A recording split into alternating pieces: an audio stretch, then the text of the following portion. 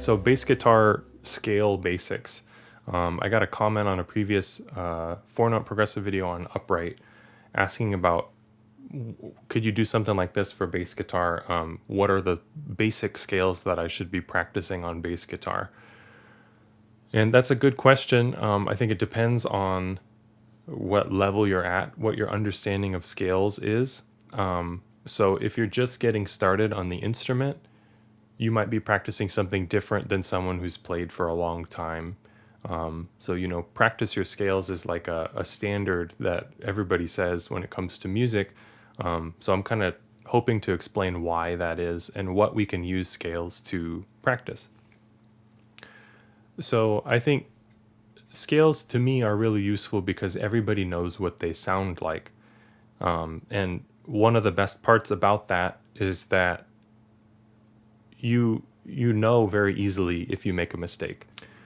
In contrast to if you're playing a new piece of music, say you're a classical musician and you get a new piece of music but you've never heard it before, or it's a premiere and there's no recordings of it, so you have no idea how it's supposed to sound, or say someone in your band writes something new and you're not sure what it's supposed to sound like, you are kind of playing and you're sort of wandering through those notes and you don't have an understanding of like what that thing is supposed to sound like. That's not a problem with scales, right? Everybody knows what a major scale sounds like. You've probably heard major scales since you were a baby.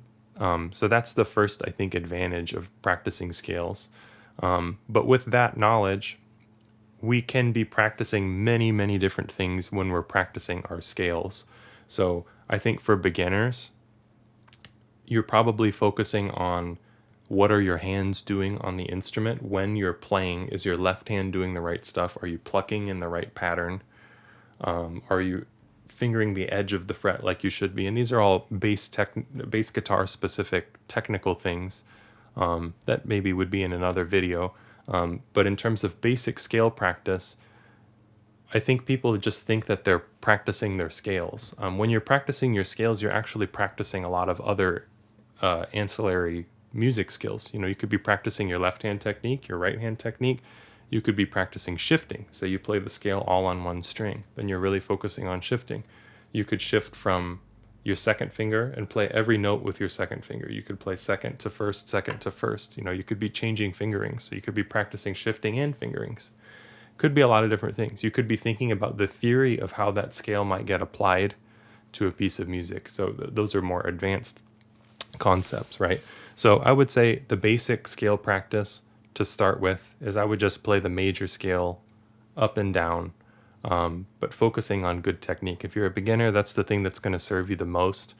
As you get more advanced and those technical things are not at the forefront of your mind, remember, stay at the edge of the fret, pluck with the right order, all of that stuff, then you can start moving into other things, maybe where you're shifting more or maybe where you're applying the theory, those sort of things.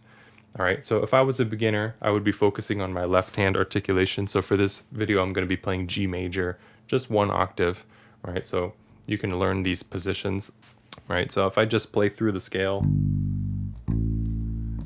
I want to be watching that my left hand is relaxed, right? Both of my wrists, we want to keep our wrists pretty much straight. As relaxed as possible, not necessarily straight. Don't force anything. We want to stay relaxed, stay at the edge of the fret. So I'm not playing on the back side of the fret here because we hear buzzes there, right? We want to get the finger right up to the edge. So making sure that this is the case.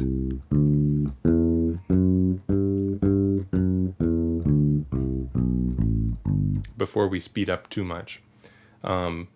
That would be my first basic scale practice. If this is already simple for you and your mechanics feel good and you have a good sound and everything, and you're not getting buzzes on your notes, then maybe you move on to play them all on one string, right? So that would be here, always on the E string, right? So G, then A, B, C.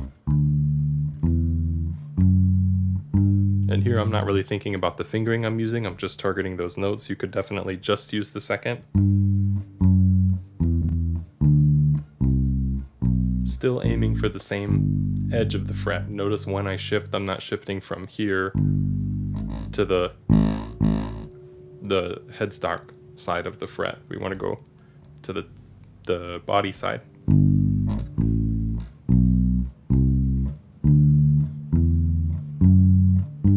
Right, you could do that on all the fingers. First finger, fourth. Always aiming for the same spot. It feels a little bit uncomfortable up here because we get kind of higher up with the fourth. So not all of these exercises are going to be super efficient with our fingerings, but by practicing all the variations, you start to develop comfort on your pinky, where a lot of players feel weak on their pinky, especially on the E string because it's such a stretch to come up. Another one that you could do is just arbitrarily choose how many notes you're allowed to play per string. These are pretty common variations among guitar players and bass players, right? So let's say we're still playing that same G major scale, but I have to play 3 notes on one string and then move to the next string, right? So I would play the G, A, and B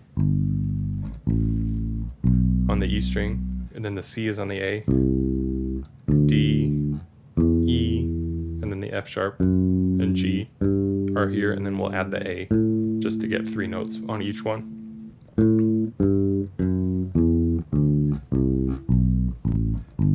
Alright, so this is a common one where we're playing 3 notes. You could do the same thing with 4 notes on each string.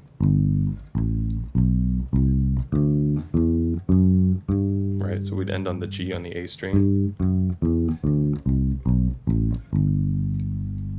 Right, and I'll do it slower one more time. So here's 4 on each.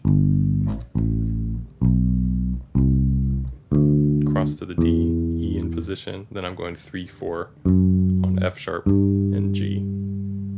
Okay, so if this feels fast, maybe this feels like a fast-paced video to you, and you're not totally familiar with the fretboard, and you're not sure where all of the G's are on the fretboard, or you're not sure where you can shift, or maybe you come from upright and you're used to playing first position and then shifting up the G string, and you're not as used to playing, G major in higher positions, using the lower strings in higher positions.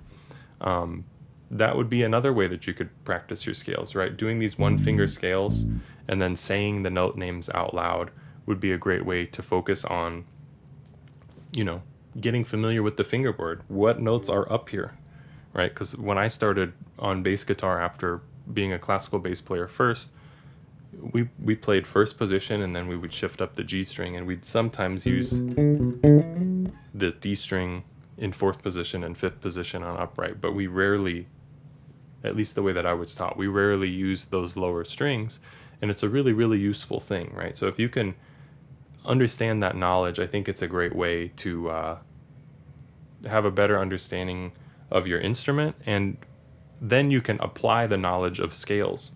For an example, if I use that same G major fingering here, starting on the G on the E string,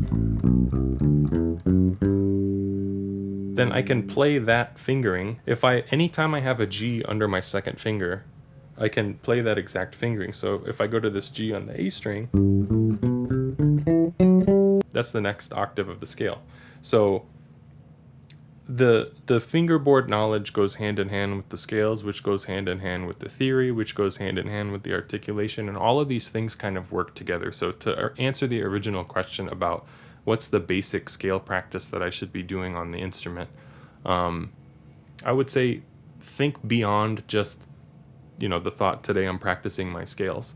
You can think you're playing scales, but what really are you practicing? I think that's the question that we need to understand, is because I practice scales most days, but on either upright bass or bass guitar, but I'm thinking about different things all the time, right? I could be thinking about how my left hand is working, or maybe I'm isolating because I really want to work on my ring finger. That's something I've been doing lately, is our ring finger and pinky are kind of weak.